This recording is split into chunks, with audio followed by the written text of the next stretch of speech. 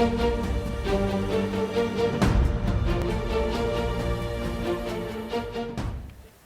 I think we've spent quite a bit of time hearing some very interesting conversations and insights on how the world order is changing, the trade architecture is changing, and what that actually means for the world, what that means for corporations, and how this is going to be the era of new alignments, new collaboration, pretty much everything around that.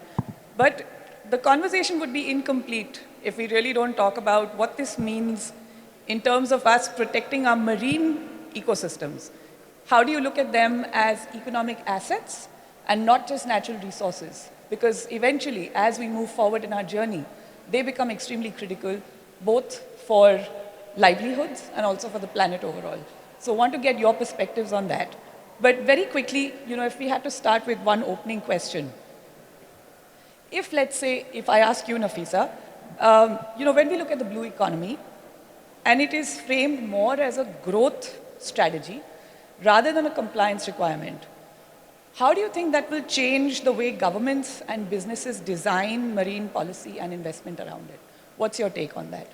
First of all, thank you, Naina, for your question.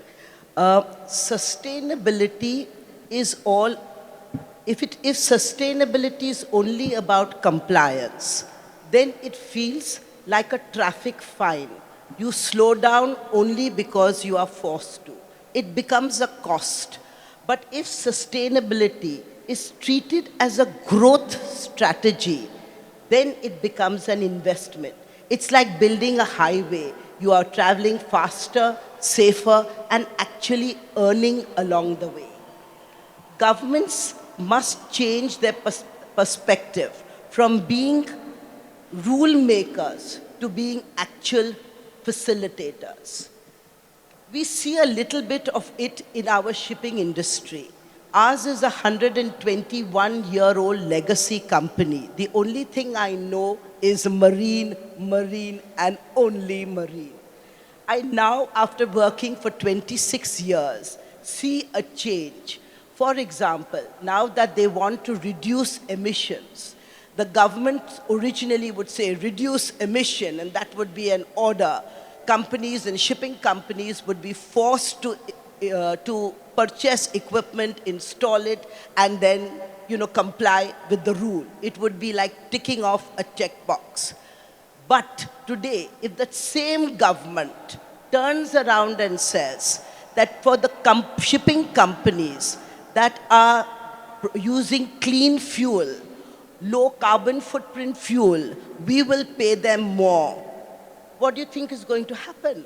It's going to disrupt the entire sector. Everybody will be wanting to install all these equipments which will make sustainability, clean fuel, etc., a matter of norm rather than just a tick box to be checked off.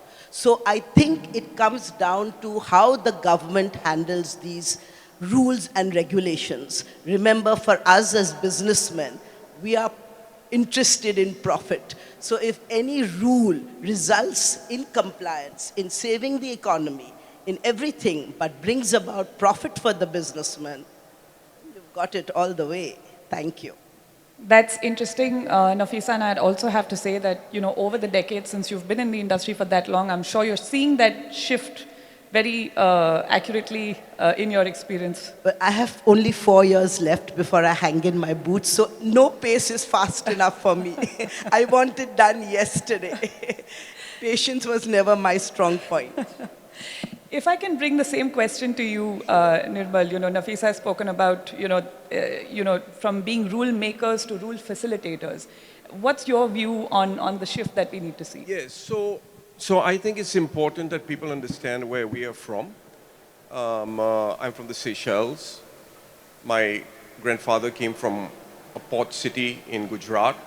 He sailed in a very green ship, a dhow that was powered by the winds, came all the way to the Seychelles. And the Seychelles are a very different kind of country. People call it a small island state, but that's a very land-centric myth.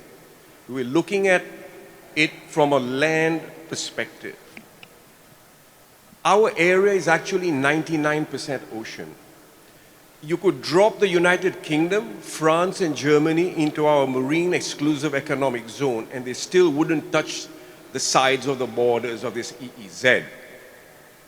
We are not a small island nation. We are a large ocean state managing a space bigger than many countries. And we have legally zoned 30% of this marine area as protected, as MPAs, marine protected areas. Over 400,000 square kilometers of ocean. By doing so, we have protected not biodiversity, which is my thing, but biological factories that restock the other 70%. So if sustainability is to be treated as compliance, it becomes a cost center, as you said. Okay? If it is framed as growth of blue food, blue trade, blue jobs, it becomes a competitiveness strategy. And in Seychelles, we see ocean protection not as a business constraint.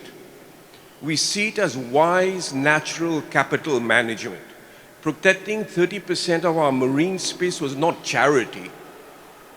It was de-risking fisheries, tourism, and food security.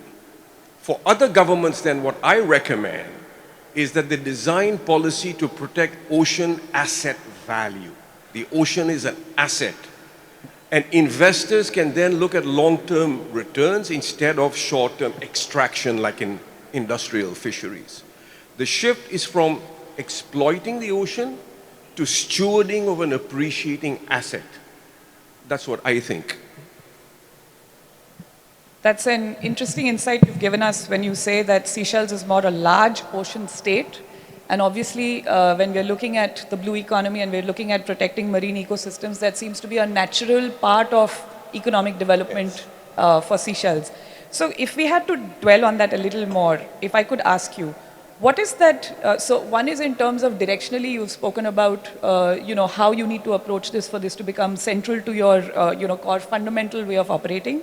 But from a policy point of view, if there was one policy instrument that you think has the most measurable impact for, let's say, creating a balance between conservation and economic growth, what would that be? Okay, so I think that we took a very deep challenge some time ago with our marine spatial plan. We're the only country in the region that developed a marine spatial plan, which then led to de-risking of a lot of capital that we had borrowed, okay, and also protecting 30% of the space. So I think policy-wise, it's very important that countries understand the balance between protection and exploitation. Now, if you look at fisheries governance, for example, how do we keep stocks viable while protecting livelihoods and exports? So that's a policy decision. It's a policy decision that small island states, coastal states, even large states like India has to make. I began my career as a fisheries scientist back in the early 80s. Then I moved to conservation and climate adaptation and then sustainable development. I am convinced that we cannot separate environmental conservation from economics. Absolutely. Okay? So, if we take the Seychelles example as a policy example, we sit in the middle of the richest tuna fishing grounds in the Indian Ocean. And sustainable fishing is a must. If we want to continue to safely fish into the future for generations to come. And tuna, maybe it's not important for many people in India. Take a look at the statistic. 50% of the tuna sold in the European Union, in the EU, comes from the Western Indian Ocean, which means the ocean in and around the Seychelles. It's a 4 billion euro industry. So it's very important for the Europeans. And so it's important that countries have good policy that benefits the users, but also the countries that produce these assets. Interesting connect between how do you deliver business value, how do you have a policy or a policy framework that helps you deliver business value as well so that it's actually attractive to both, all sections of society. If I could bring a related question to you, Nafisa, when we look at, let's say, the port-led development that's happening in India, right? There's a lot of ambition around increasing India's play in global trade. There are lots of initiatives, investments, policy changes that are happening in that regard. But when we look at it from a port standpoint, that being a big infrastructure investment and development that's happening, what do you think we need to do to be able to embed, remain competitive over the next 20 years, but at the same time have a lens on protecting the marine ecosystem around it as well? So basically we need, Take the mic. yeah, basically we need sustainable ports. What is a sustainable port? A sustainable port is one which uses clean and green energy, moves cargo faster, and is future ready. Let's take the port of Rotterdam. Okay, it is as we all know, it's Europe's largest and busiest port. What has it done? It has rolled out shore power. In our marine parlance, this is called cold ironing. What is it? It enables, by rolling out shore power, it enables vessels to switch off onboard machinery at berth and plug into the grid power system. Such a small thing. But do you know how much it reduces pollution and emissions? Huge. Again, and it also reduces cost. Let me give you another example of how Rotterdam is preparing for the future. They are building an entire infrastructure, an entire production facility for production of hydrogen and for low carbon fuels, so that in the future they are ready when this demand becomes a necessity. Another very interesting story is about the port of Los Angeles. In the US, it was one of the first ports to adopt this concept of shore power. But the second thing, and I must mention this, and because of adoption of shore power, it has been able to keep the air in the adjoining areas clean and safe for the inhabitants. My daughter, who's in the audience, studied in California, studied at Los Angeles, at USC, and I'm grateful to the Port of Los Angeles for this endeavor. Another very interesting thing that the port has done is it has piloted a wave energy project. And it has used waves to generate clean power locally. The up and down movement of the waves and the rising and falling motion of the sea waves is used to generate energy. I mean, just look, something so simple, but how it is helping Los Angeles today with its power requirement. We at our end in India have a long way to go. We have to catch up a lot. But I'm very happy to say that in our port of Vishakhapatnam, it has recently installed a 10 megawatt solar power project, which will hopefully enhance energy efficiency. So even India is in the race and hopefully will catch up. Thank you.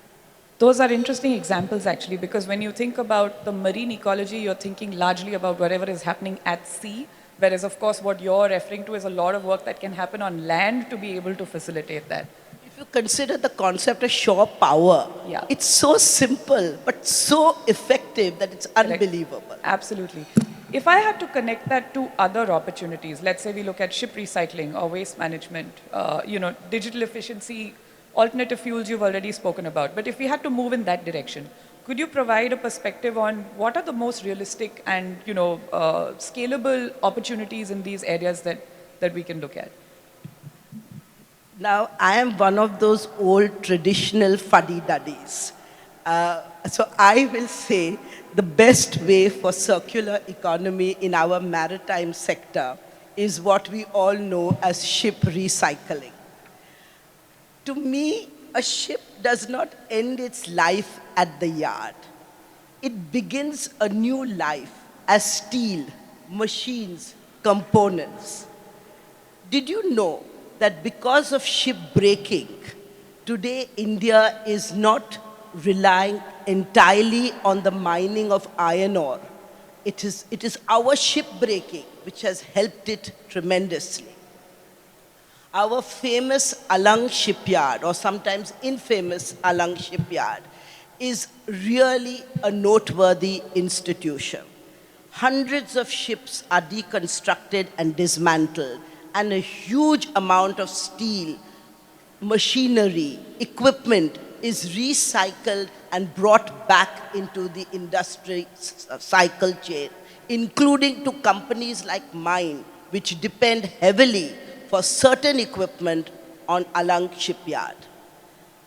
Again, let me now give you a bit of a fun fact. And this perhaps most of you will not know. When INS Vikrant, which as you know is one of our iconic aircraft carriers of the Indian Navy, INS Vikrant also fought in the Indo-Pak War of 1971. When that was decommissioned and deconstructed, a lot of steel was obviously was removed. This entire steel was bought out by Bajaj Automobiles, and Bajaj used it in one of their 150cc motorcycles, some in the fuel tank, a little bit in some other part of the bike, and they came out with this series called Bajaj V15. They launched this bike, and the marketing campaign stressed on patriotism, on cultural heritage, and on our proud Indian Navy. The slogan was, made with the invincible steel of INS Vikrant. You can YouTube it, my dear friends. It's a 2-minute video. Watch it. It was their most successful marketing campaign, and they sold a record number of motorcycles. So this is the power of recycling. Another doyen of our industry, and somebody whom I respect tremendously, is the owner of J.M. Bakshi. I'm sure most of you have heard of J.M. Bakshi. They are investing 10,000 crores in developing dedicated ship recycling and repair centers across India. And last but not the least, even the government has taken cognizance of this. And in the Maritime India Vision 2030, and in the Maritime Amrit Kal Vision 2047, recycling of ships, and of course, even waste management, alternative fuels, digital efficiency, is really given a lot of thought, provenance, and I hope will yield tremendous results. Thank you. The INS example is, of course, very close to the hearts of most Indians. And I think So that it is of mine. We supply to the defense big time. Right. Every time I walk on a ship, you know the ship is a female. And so yes. all the sailors on the deck will salute me. That's the only time I get saluted. I get bashed at home. I get bogged at the office. But I get saluted on the vessel. I think that also speaks to your point where you said, how do you deliver business value as you do this, right? It's not just about protecting the ecosystem, it's also about seeing how business benefits out of that. But if we could take a slightly more micro view of this, and we were to say, okay, given that this also requires a lot of cross-border collaboration, yes. It's not something that countries can achieve independently because these are shared resources. So in your opinion, in your experience, what models do you think cross-border marine governance need to be built on, and what could work best? So first I'd like to say that I have actually been on the INS Vikrant. I was a kid. It came to the Seychelles, and I think in the 70s, and I actually went on it. It was very exciting, yeah. So Sorry, did you also buy the bike? No, I did not, because I wasn't living in India. Okay. Actually, if you look at how to integrate or how to link up the blue economy from a macro perspective across the Indian Ocean, let us say, I think people will be surprised that there's already a blue economy linkage. There's $1 trillion shadow blue economy already taking place in our region.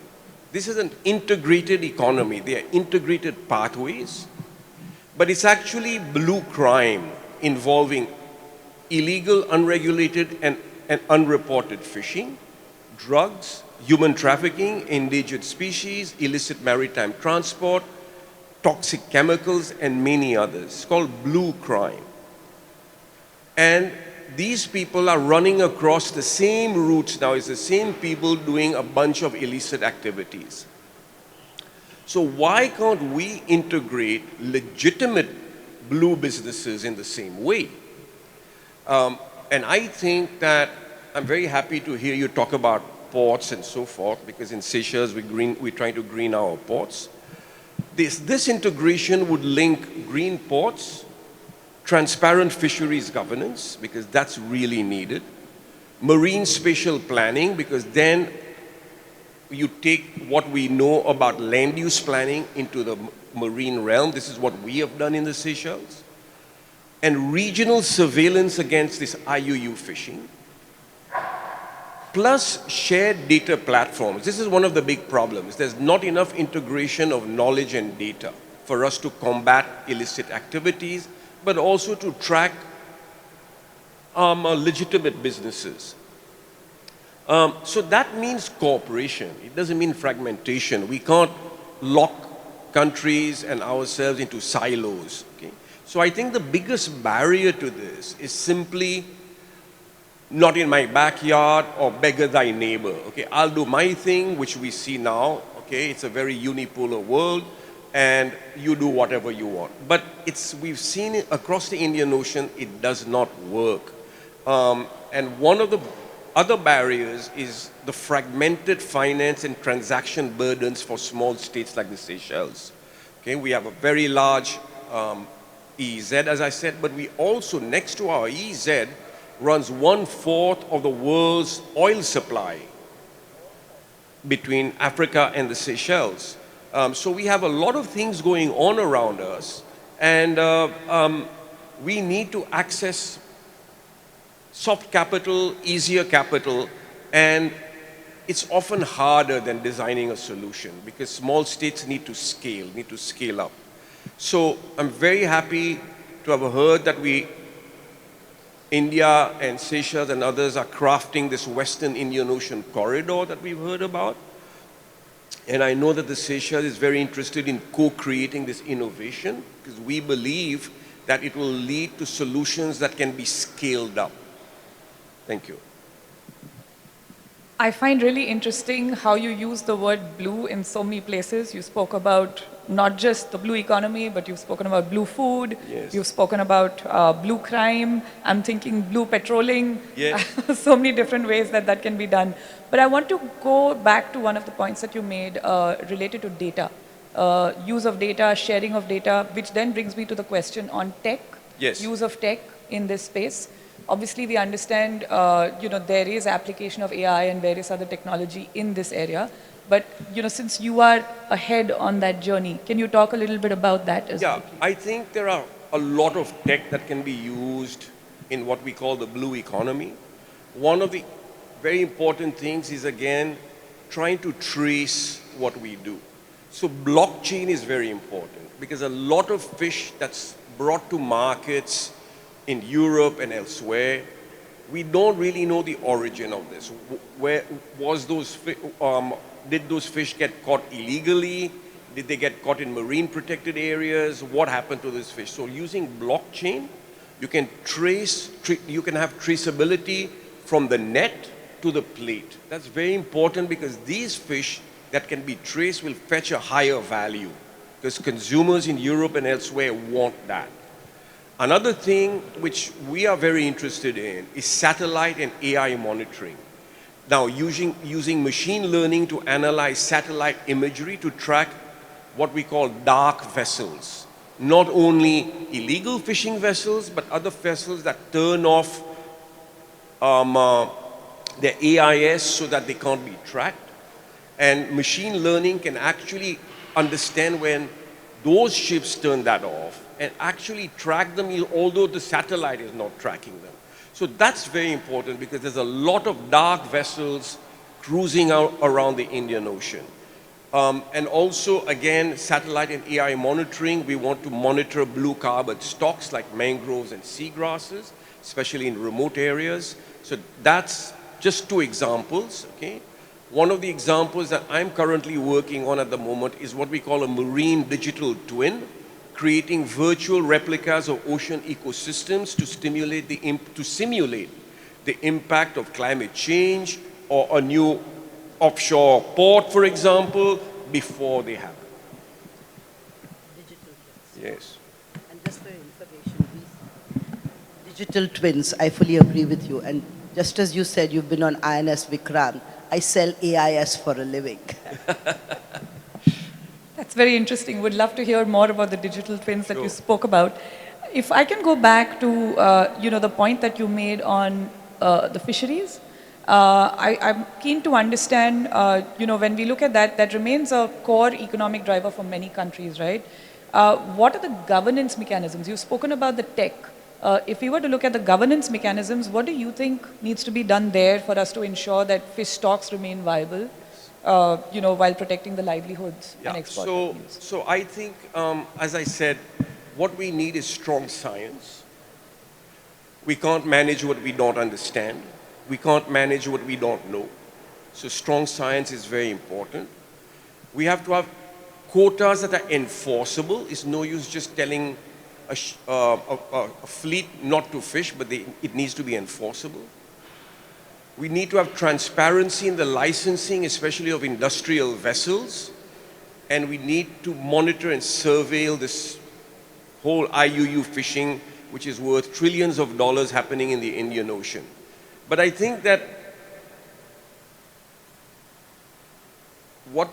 something that we're all interested in here is regional integration or regional cooperation. Because fish do not respect boundaries. They don't understand boundaries. And for us in the region, the Indian Ocean Tuna Commission, which is a UN organization, is key to managing stocks sustainably, tuna and tuna-like species. But as a small state, we become handcuffed by larger states, especially what we call the distant water fishing nations that come from elsewhere and fish in the Indian Ocean. The usual suspects, I won't mention names. And I think that this is where we would like to seek Indian knowledge, Indian investment, that can unlock new partnerships, because we need new and more equitable economic partnerships. Which actually takes me to my next question, which is, when we look at when we connect sustainable ports, marine resources, governance, circular economy practices, etc., and, look at how the blue economy model looks, what do you think are the biggest barriers to making that happen for real? Yeah, like I said, the biggest barrier would be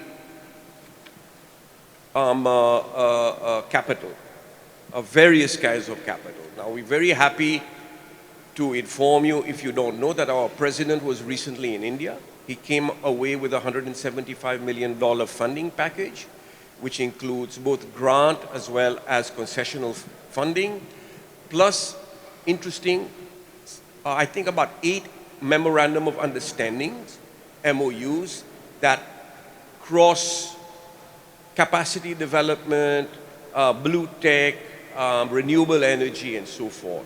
And I think the barriers that we see is not just capital, it's also knowledge and where to apply knowledge. And I think that we are looking to India quite a bit to provide us with both. Right. And how do you feel about what Nirmal has said? Anything you'd like to add from that, from an India standpoint? I basically believe, I personally feel that you need an integrated blue economy. You can't, as he said before, you can't work in silos. The ports, shipyards, fisheries, energy, waste management, coastal communities, all should be moving in the same direction. Everything should connect. Again, I'm coming back to my maritime industry and my shipping industry.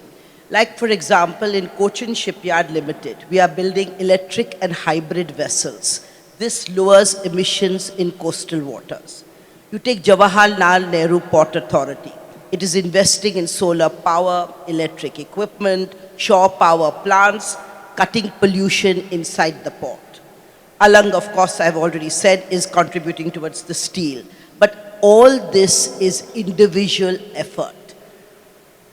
An integrated blue economy stitches it into a seamless ecosystem. My dream, a perfect coastal state, would be a green port linked to a recycling yard, linked to a shipbuilding yard, linked to an offshore renewable energy, and linked to sustainable fisheries. A dream come true. Why isn't it happening? And here, ladies and gentlemen, I differ from my very eminent panelist. It isn't technology that is the barrier, neither is it finance, and this is from my simple standpoint. To me, it is coordination. And hear me clearly. Different ministries, different policies, different regulations. Port reports to one authority. Fisheries will report to another. Energy reports to the third. And environment is on a totally different tangent. You go to environment ministry, you are lost completely. So progress stalls, projects get stuck. The ocean, ladies and gentlemen, is one system. But sadly, our policies are still divided.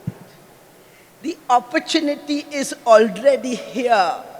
All it requires is Narendra Modi, Honorable Prime Minister's magical touch to get everything aligned together, to bring about the connectivity and the common coordination between all these ministries, and you watch and see the magic happen. We as a maritime industry are ready and waiting for this to go from drawing board into actual execution. And I, for one, representing a 121-year legacy company, would be overjoyed. Before I hang in my boots, I want to give back to the sector, to the industry that has supported my family and me for 4 generations. I would love to see this change, and I speak on many government panels. They're not popular, but I'm reasonably effective. Thank you. No, I think it's important to understand that when we talk about innovation, our governance systems are lagging behind. We have silos because we have sectors. So even in a small state like Seychelles, we have sectors where government ministries or government departments lock up the information, do not cooperate, do not collaborate for whatever reason.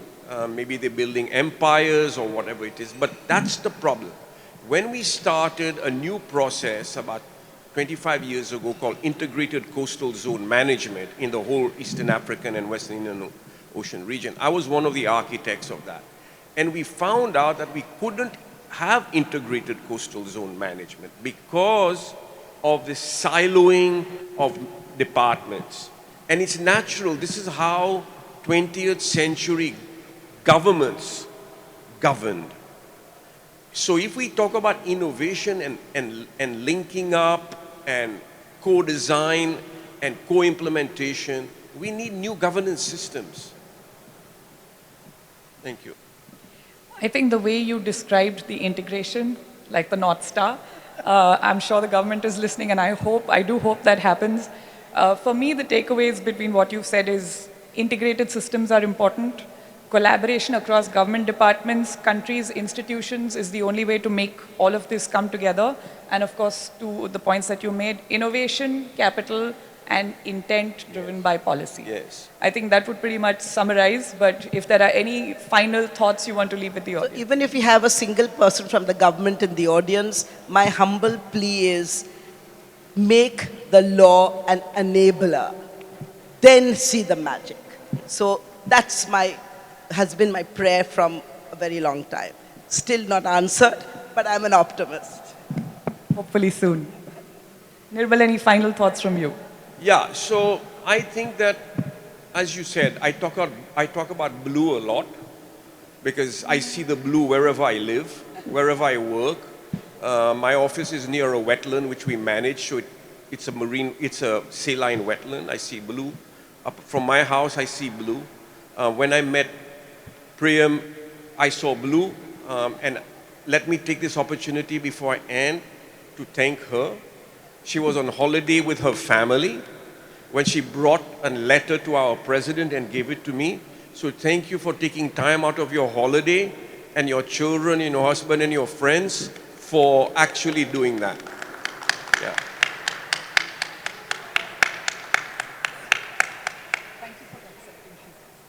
So if we talk about blue, I just want people to understand the blue economy is not a coloring book.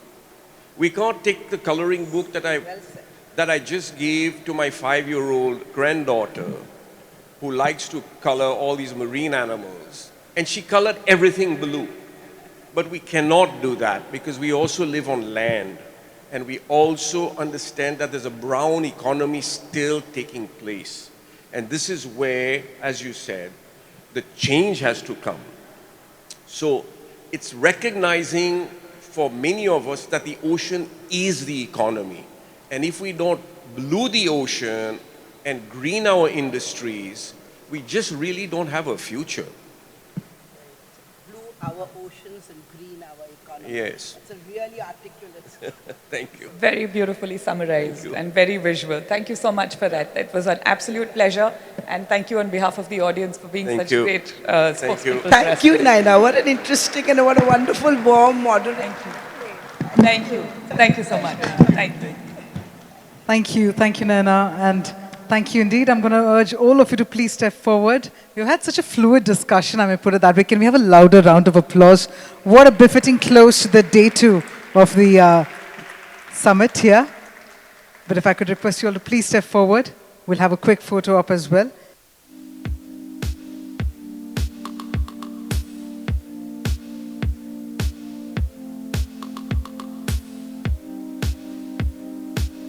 Thank you so much. Well, while we call it a wrap to the day 2 of the sessions, we will come back again tomorrow 10 a.m. But meanwhile, we also have the gala evening at 7:45 p.m.